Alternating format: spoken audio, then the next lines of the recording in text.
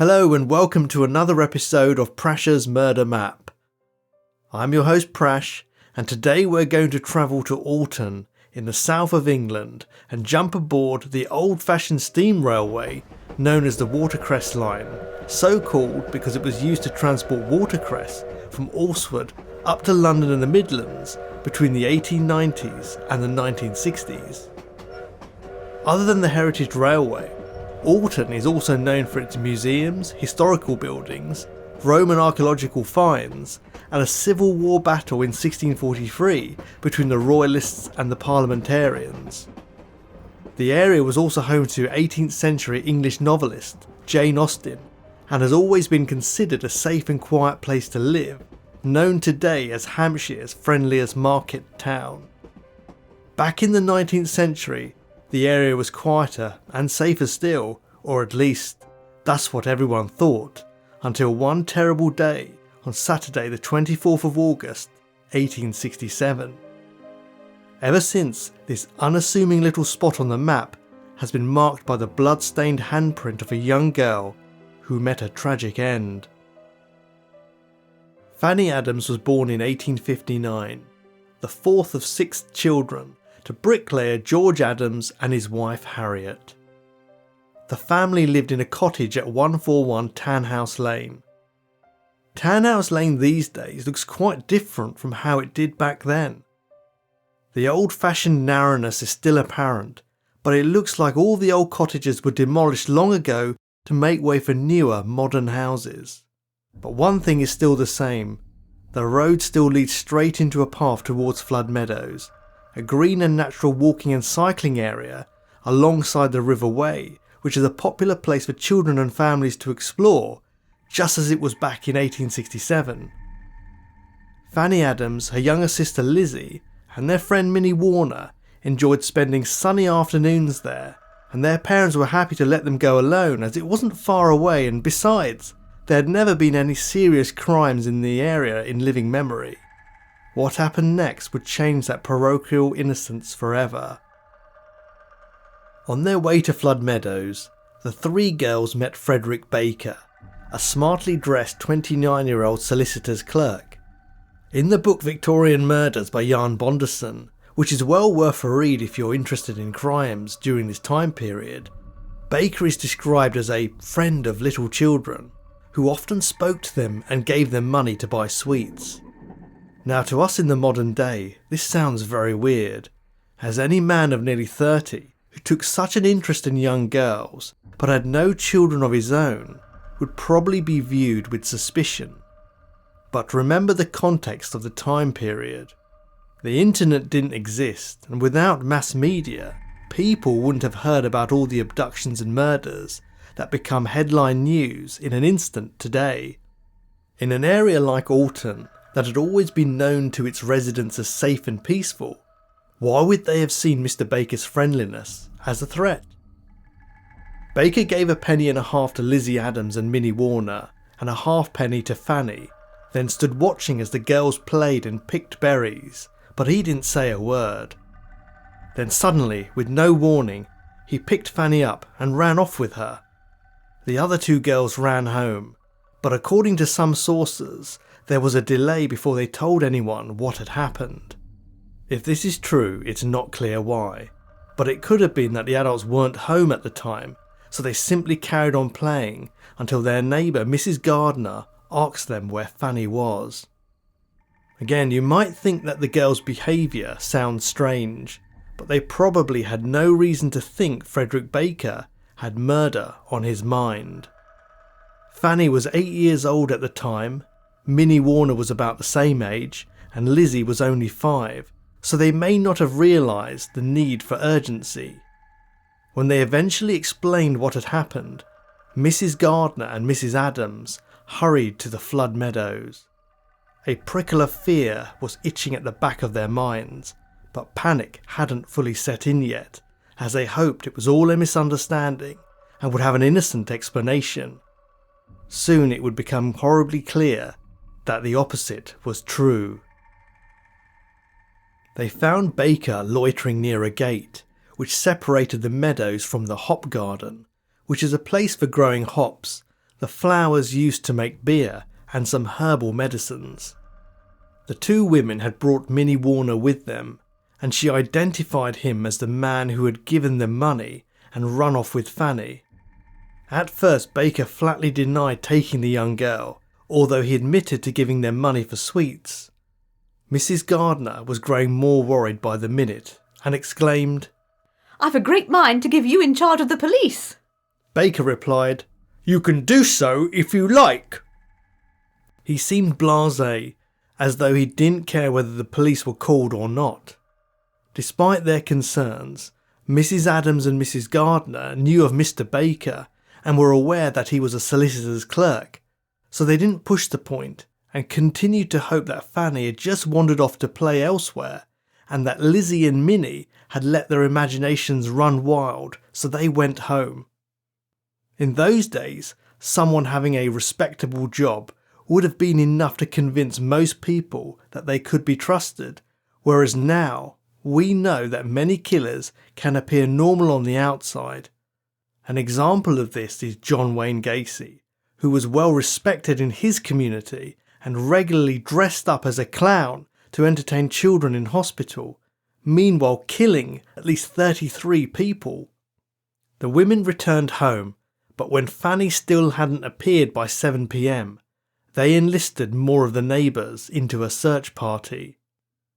It didn't take long before a horrific discovery was made in the nearby hop garden, which made it sickeningly clear that Fanny would never be coming home again. Her severed head had been mounted on 2 hop poles, one ear cut off, her eyes gouged out, and her face slashed. This is abhorrent enough to read in a book, but you can only imagine what a horrendous sight this would have been for the people searching for the child, especially her parents. Soon, other body parts were found strewn all over the nearby field. Fanny had been completely dismembered, and disturbingly, some parts were never found. There are some slightly different accounts of exactly how the discovery was made. An article by Jenny Mukherjee in the Hampshire Family Historian states that Fanny's mother began searching immediately when Lizzie and Minnie came home without her. It also mentions that it was a labourer called Thomas Gates who stumbled across the grisly sight of the head on a hop pole while on his way home from work. This version of events could be more likely, as Fanny was actually the cousin of Mukherjee's great-grandfather, so the true story may have been passed down to her through the family. But if Mrs. Adams and Mrs. Gardner did speak to Baker and asked him if he had seen Fanny, why didn't they notice blood all over his clothes? It was August, so it would have been broad daylight until late evening, and visibility would have been good. So, is it possible that at the time the women questioned him, he hadn't yet committed the murder? Later on, the coroner found that Fanny had been hit over the head with a rock before being cut up, so perhaps Baker had already knocked her unconscious with the rock, or even killed her with it, and was lurking around the meadow because he wasn't sure what to do next. The confrontation with Mrs. Adams and Mrs. Gardner may have spurred him into action, deciding to indulge in his bloody butchery. This is quite contradictory behaviour, as on one hand you might think that the reason Baker cut up the body and scattered the parts was to try to hide his crime, but he then placed Fanny's head ostentatiously on a pole as if to make a statement. If his intention was to sicken and shock, he certainly achieved it. When George Adams was told by his distraught wife what had happened, he immediately picked up a loaded shotgun and went out to search for Baker, but couldn't find him. The local police had more luck, eventually tracking him down in his solicitor's office, a strange place to be on a Saturday night. By this time, news had spread rapidly and a jeering mob followed Baker all the way to the police station, so he had probably been wise to hide in his workplace as the crowd had vengeance on their minds, and he might not have survived until the trial. It came out that his behaviour after the murder that afternoon had been bizarre and added to the evidence against him. He was reported to have been drinking in a local pub, with fellow clerk Morris Biddle. "I'm going to leave town," Baker had said. "It might be difficult to find another job," Morris warned him. To this he answered, "I could always try my hand as a butcher." In view of the unimaginable, bloodthirsty mania he had succumbed to just hours earlier, his statement was ironic and extremely calm. At the time of his arrest, his shirt and trousers were saturated with blood, and 2 small bloody knives were found on him, but it's unclear why nobody at the pub, including his colleague Biddle, noticed his stained clothes while he was drinking there earlier that afternoon. The knives were assumed to be the murder weapons, but given the extent of the butchery, it's likely that he used something larger before disposing of it in the river, never to be found. The strangest piece of evidence, however, was in Baker's diary, which coolly read, "24th of August, Saturday. Killed a young girl. It was fine and hot."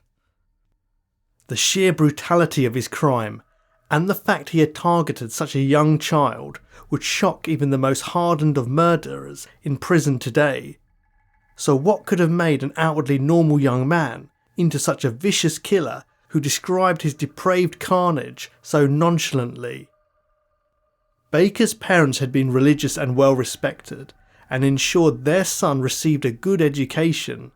Before coming to Alton, he had lived and worked in Guildford, a town in neighbouring Surrey County, where he had been a member of 2 literary societies and secretary to the Guildford Institute Debating Society, not to mention being a Sunday school teacher. But the first signs of cracks in his outwardly respectable appearance was when people started to notice his drinking, and he lost his position at the debating society. He was also engaged around that time, but an unknown correspondent wrote a letter to his fiancée warning her of Baker's true nature, and she broke things off. We can only guess at the contents of this letter, but at best it could have been about his love of the bottle, or at worst, an unhealthy interest in young girls. There were rumours of a previous incident where he was suspected of luring a girl into a disused chalk pit in an attempted assault, but no action was taken. His family and friends managed to keep the incident quiet, and the girl and her family left town soon after, so before the murder of Fanny Adams, Baker had no police record whatsoever. Looking at his psychology and personality, it seems that he used his connections and his respectability as a shield against any accusations. Being a solicitor's clerk was considered a good job and gave him credibility. Today we know there are examples of high-profile people and celebrities who take advantage of others, using their public persona to protect them. An obvious example is Jimmy Savile, the British TV presenter behind the show Jim Will Fix It, who was well known for his charitable work. After his death, reports emerged of his widespread sexual abuse of vulnerable people, which the public at the time would never have thought possible. Frederick Baker had also been described as greedy and had been observed to eat large amounts of uncooked sausages and to drink alcohol to excess. This suggests that he wasn't able to handle his impulses and was instead being controlled by his own limbic system, the part of the brain responsible for fight or flight behaviour and reacting to situations, which often wins out over the more rational, reasonable brain. Could he have suffered a temporal lobe injury at some time in his life, reducing his capacity to judge between right and wrong? There is some evidence in studies of serial killers that temporal lobe dysfunctions can make them more prone to violence, but back in the 1860s this wouldn't have been known. Baker had reportedly attempted suicide after his engagement was broken, which could suggest depression but doesn't explain his violent urges. Mental health, or mental hygiene as they called it back then, was still very much in its infancy, and people like Baker would have had no hope of receiving helpful, humane treatment. The coroner's inquest was held at the Duke's Head pub on 27th of August, which still stands today as a Grade 2 listed building, which means that it's protected because of its historical significance. The strong evidence presented at the inquest ensured a verdict of murder against Baker, and he was sent to stand trial at the Winchester Assizes. The coroner recorded the cause of death on the death certificate as injuries inflicted by Frederick Baker, murder. So effectively he was found guilty before he had even been tried. At the trial in December of the same year, Baker's father described his son as weak-minded and testified that he often suffered from nosebleeds and headaches. His cousin had been in an asylum several times, and he also had a sister who had died from what was described as brain fever, but this could have referred to meningitis or scarlet fever, so wouldn't necessarily mean a mental illness. His father was probably trying to cast Baker in this light in hope of a more merciful sentence, but the jury didn't believe it anyway, as he was obviously able to hold down a job and didn't appear unwell on the surface. Even today there are conditions which are not acknowledged or understood because they're invisible to others, and back in 1867 there would have been even less awareness that someone could be ill if they looked fine on the outside. Baker was found guilty of murder, but before he was hung he wrote a letter to Mr. and Mrs. Adams confessing that he had killed their daughter. He explained that he had a strong impulse to do it, which again paints a picture of him as someone who was unable to control his desires. Surprisingly, he expressed remorse in a letter written to a friend on the eve of his execution, saying that he had sent a poor defenceless little girl before her creator. I have prayed to God for pardon. Dear friend, I wish this letter to be made public. From a guilty but repentant culprit, Frederick Baker. He had nothing to gain by writing this, as nothing would change the fact that he was due to hang the next day. So maybe he really did regret his actions in his final days on earth. Or did he just want to alleviate the burden of his guilt upon his family? We'll never know the truth. Baker was hanged at Winchester Jail on Christmas Eve, one of the last public hangings to take place outside the jail. Almost 6,000 people came to watch his execution, almost half the city's population. As a side note, Winchester used to be the capital of England up until the 12th century, and was the home of Montague Druitt, a mild-mannered schoolteacher, barrister and cricketer who would later become one of the prime Ripper suspects in the Whitechapel murders, but that's a story for another time. Almost everyone in the country would have heard about the murder of Fanny Adams, and it was reported everywhere, including the Illustrated Police News, known as the IPN, and Baker's victim became widely known as Sweet Fanny Adams. Unfortunately, Fanny Adams later became a British naval slang phrase for mutton stew, and a naval cooking pot is still referred to as a fanny, for obvious macabre reasons, which although probably unintentional, I find disrespectful to the victim and her family. A headstone for Fanny Adams stands in the local cemetery in the old Odeon Road, which was paid for by local families. A cabinet card, an old-fashioned name for a kind of postcard, was released, showing a photograph of Fanny's sister Lizzie and their friend Minnie Warner standing at the gravesite. An image of this can be found on the internet, but the card itself has become a sought-after rarity. The inscription on the gravestone reads, "Sacred to the memory of Fanny Adams, aged 8 years and 4 months, who was cruelly murdered on Saturday the 24th of August, 1867. Fear not them that kill the body, but are not able to kill the soul, but rather fear him which is able to destroy both body and soul in hell." I can only echo the sentiments of the inscription, and hope that despite the brutal end to her short life, Fanny Adams found peace.